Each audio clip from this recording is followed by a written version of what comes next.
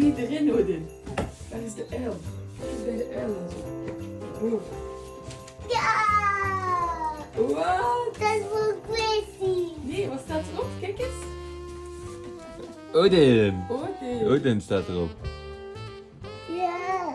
En wat nog? Dat is voor Gracie. Is dat voor Gracie? Ja. Ah. Dat is goed.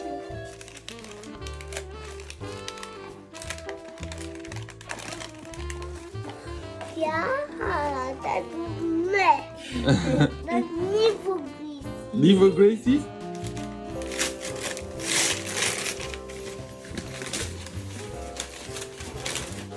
Dat is water. De kamer is dat zwemmen. Dat is een brandweer. Ah. Ja, het is een brandweerstoel. Ja, het is een brandweerstoel. Oh my goodness. Ik Wow. wil niet.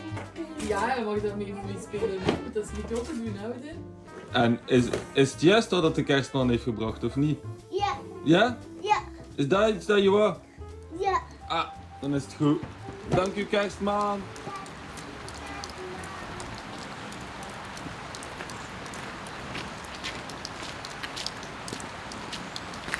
Good morning. This will be our last video of the year. We're winding down a little bit, so we thought we would do a video and show you what we will be doing next year, or what we hope we will do in next year. Alright, project number one, big project, is the old barn. Very important for us because we want to live in here temporarily, but we want to live good in here. The roof needs renewing and it needs to be structurally sound, which is not at the moment. So all the main trusses, 1, 2, 3, 4, need to be reinforced for the new tiles that are coming up, and we will be insulating it. So we will be adding weight. The last main truss needs to be straightened again. There is one beam which is cracked and it has pushed open the, how do you call it, the wall plates, and that's why the walls are also bowing out. Next up, that we will need to do, together with the roof, is the back wall. The back wall and a part of this side wall, the condition is not good at all. So we are gonna take them down. In the corner over there, the wall is actually separating from the other wall. This is the back wall we're talking about. It's difficult to get it on camera, but this back wall is like this, fully bowed, and then it bows also like a banana, like this. Then this crack, this wall is going out that way, this wall is going out that way. So they are separating from each other. This one and this one, for a big part, we are gonna take down, do foundation, and then rebuild it with the same stone. So that's a big job, but it needs to happen. Because if you want to add even more weight on this wall and this wall, we will have problems. It's the same, you can see the crack over there. It's difficult to show you, but the weight of the beam is keeping that part upright, and the rest of the wall is slipping away. It's a dangerous situation and we can't leave it like that. It's this beam and the other beam as well. So a big part of this wall, half of it, needs to go, and this one needs to go fully. And the one behind you guys, hopefully we can keep. And since we do want to live in here, and we will be adding a lot of weight, the roof will weigh more, and we will be adding 2 platforms where we will live on. We cannot leave the walls as they are, so that's going to be a big project. Next, when the walls are done, obviously we're going to put in the living platforms, and here there needs to come a new, I don't know yet, maybe concrete, maybe limecrete. It needs to be something sturdy, because down here we want to make our workshop. We are hoping, but I don't think it's feasible, especially not on my own, but we will see if we can find someone, is to get this project done so we can live properly with our baby girl, Odin, and us both, and the animals. So after this is done and we are living, in here we can do the farmhouse, but that's especially not for this year, maybe for next year. Next up, let's head to the backside of the barns near the parking area. You might remember that a few months ago we installed a Reolink Elite floodlight Wi-Fi camera on the new barn wall. Well, since then we've decided to move that camera inside the newer barn where we store our tools and smaller machines. We didn't have any lighting in there and Philippe didn't want to install anything temporary, so having a camera with a built-in floodlight was the perfect solution, light and security in one go. But moving that camera also meant we no longer had coverage on this side of the property, the parking area with the sloped embankment out back. And with us being away during the holidays, we wanted a reliable way to keep an eye on the space too. That's where the Reolink TrackMix Wi-Fi camera comes in, and as with all Reolink cameras, installation is pretty straightforward and adding it to the app only took a few minutes. Connection to the router succeeded. Welcome to Reolink. What makes this camera especially useful for a place like ours is its dual lens setup. One lens gives us a wide view of the entire area while the other zooms in on details so we can clearly see what's happening without losing the bigger picture. The camera automatically tracks movement, which is really helpful here with wildlife, vehicles and anyone coming onto the property. It also smartly distinguishes between them so the alerts we get in the Reolink app actually make sense and don't go off for every little thing. You can even turn off notifications for certain objects like pets.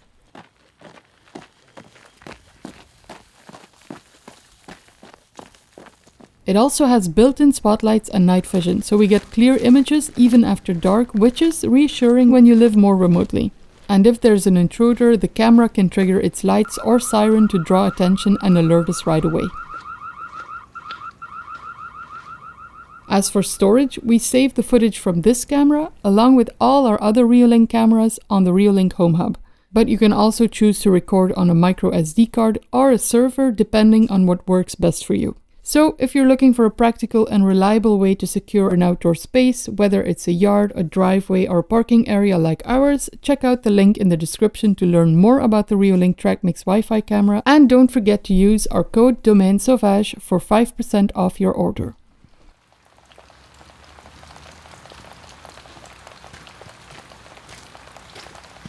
Next up, another big project that I wish I didn't have to do, but we have to do it anyways. So now we're outside of the old barn. This is the back wall that I'm talking about that needs redoing. Because of all the water ingress that used to be, there is almost no more foundation and everything has settled. But anyways, you know what we need to do there. Next up is this wall. There is a lot of springs inside this wall. So what happens now, this is holding all the soil together. The water is flowing out at different heights and then it's taking the soil with it. So it's actually underpinning this wall. So what we will have to do in summertime is dig it completely straight, put a wall before it with a drainage pipe behind it to get all the water out of there, and that we don't run the risk that this comes down. Another water management project for summertime as well. Here is my drain. I'm standing perfectly on it. What's next to it is the slope, and this part gathers water, what we wanted to do. I want to dig it out a little bit more, make it even, and then we're gonna fill it with rocks, but just rocks, not with the dust, so that all the water that gathers in here, a lot of it is going to gather in our drain as well. But if it's too much, that it can be like an open drain and go all the way around and flow into the yard. That's what it's already doing and what it has been doing for a long time. The drain is working as well. The drain is working now 24/7. It's taking water away, so that's good. We're going to go up because that's another project for summertime when it's dry.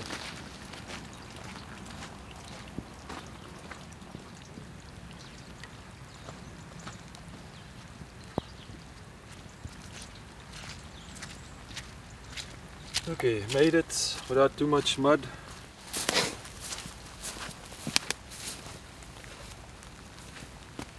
I can stand on this. Okay, next project. For summertime, when it's dry. Maybe I'm being too optimistic with all these projects, but we'll see. It's good to have projects, let's put it this way.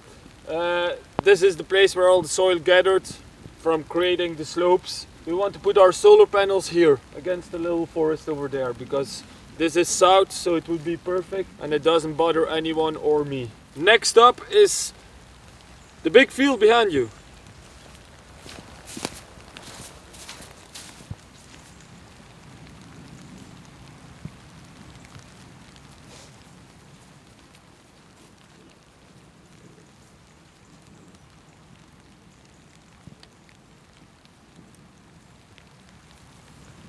So now we're walking up to the top of our land, or almost the top, to show you hopefully the field in a better view.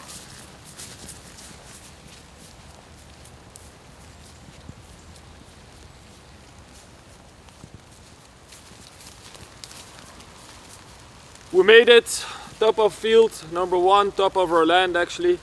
So people that have been watching us, you have the old barn, new barn there with the house.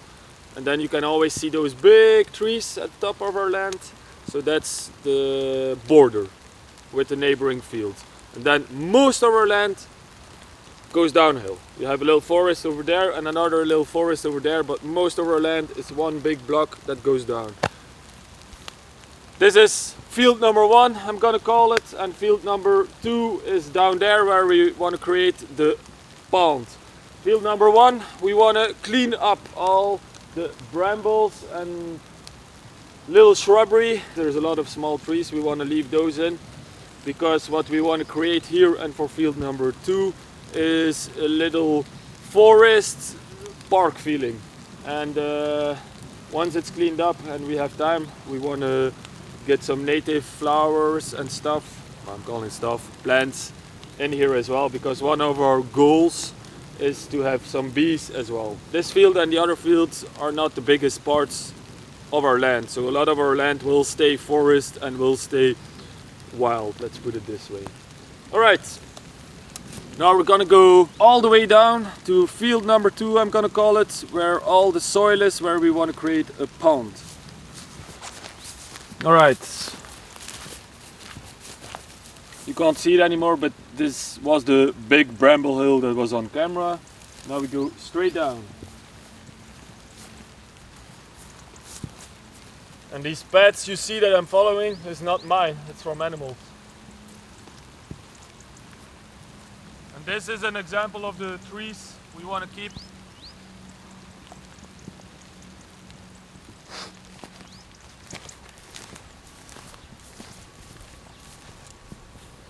This is an example of what I mean by brambles. If you let them go, they will fully take over this field. So there's a little pocket here that's still open, but like where we're going through now is fully enveloped. And there's already in this open field already little bramble shoots coming up. So that's what we want to do. Get rid of a lot of them. Keep them at the borders because they do have their function for birds, to protect little trees, etc.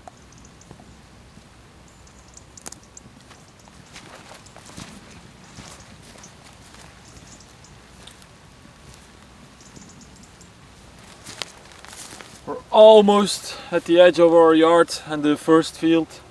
What I do want to show you is another reason why we want to clean it up. Is you see those big trees, most of the time those are the edges of the fields. So they would leave the big trees on the borders. And that's where I found, and where I still find, is a lot of random big piles of shit, I'm gonna call it. Like, I think there's 2 or 3 pallets of old insulation. Glass wool, or how do you call it?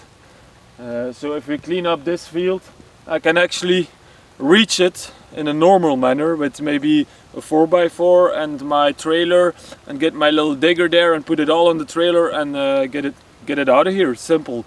So which is not possible in this state.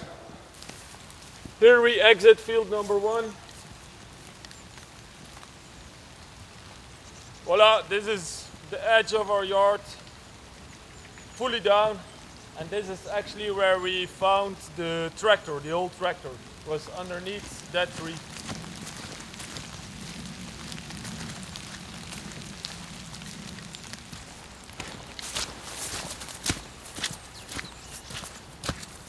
This is a pad a lot of you will know very well. Me as well.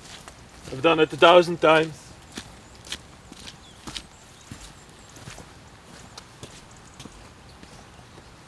Welcome to field number 2, I'm gonna call it. A lot of you that have been following from the beginning know where we are, especially since I'm standing on my big pile of soil that came from behind the barns.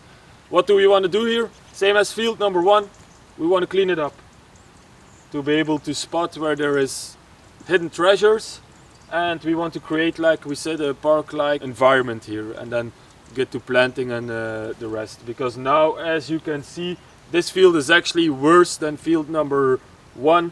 This one is almost fully enveloped by brambles. So clean up the brambles, leave the trees, clean up any hidden treasures, and then one of our other plans is we want to create a big pond over here. We're still waiting on permits. So once we get the permit, then we're gonna create a pond in that corner, because that has not much slope. So we can actually dig and not have a dam like this. I do not want a dam like this. I want it to look like it's part of the landscape, if you know what I mean. And I don't want to have a big dam just plopped up there to hold the water. That's not the idea me or Anisha have in their head. So that's one of the big plans that we want to do next year if we can get the permits.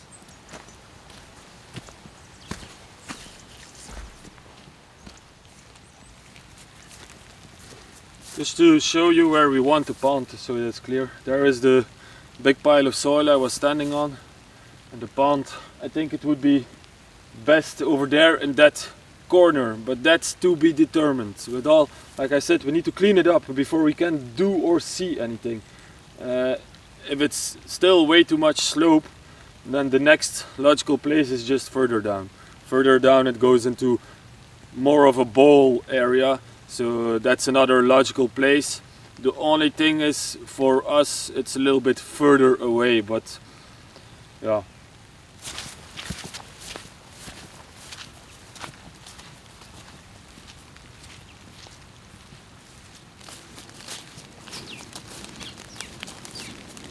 Two videos ago, we took off the roof, and there was a lot of people sad about the old tiles of the barn roof that we were chucking away. I want to give you a little explanation and show you why we chuck them away. Old tile, old tile, old tile, old tile. New tile. From look, we invested a little bit extra to have an old look when we put these tiles on our roof. From look, they're almost the same. But why didn't we reuse those? Well, you can see they're already brittle. Loads of them have this.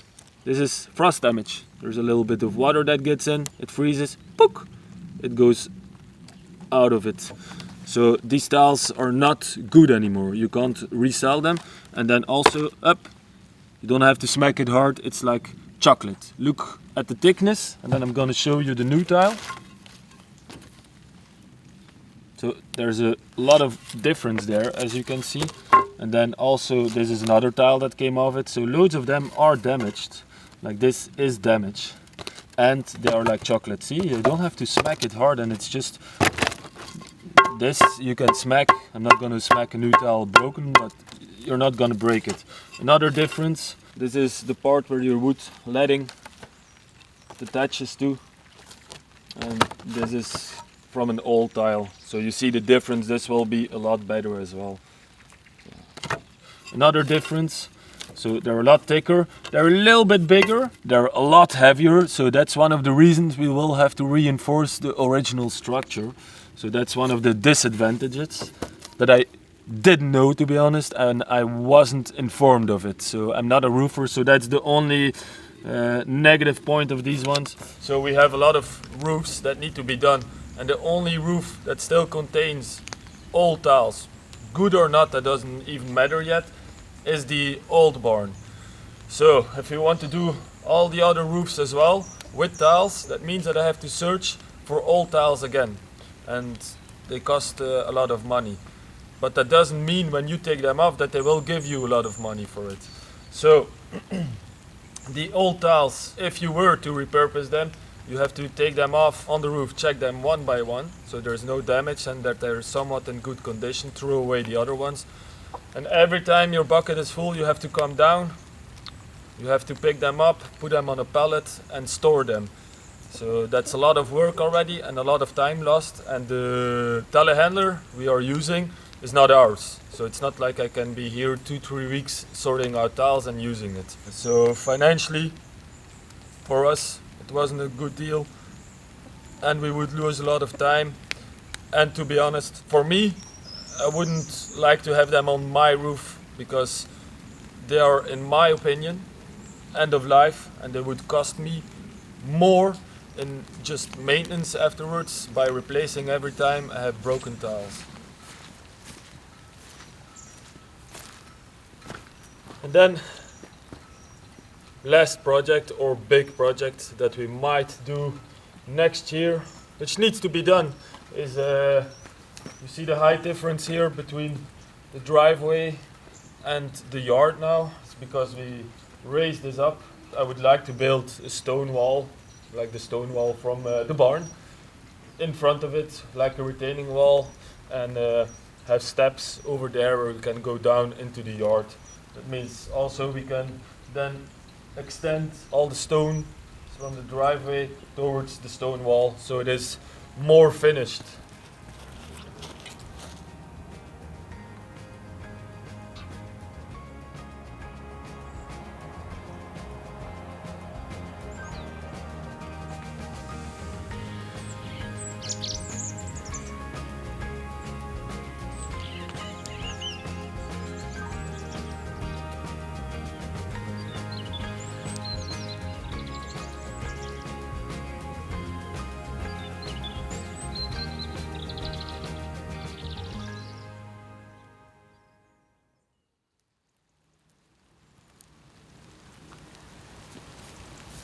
I love walking up and down, getting the camera. Call it a workout. I do not need a gym.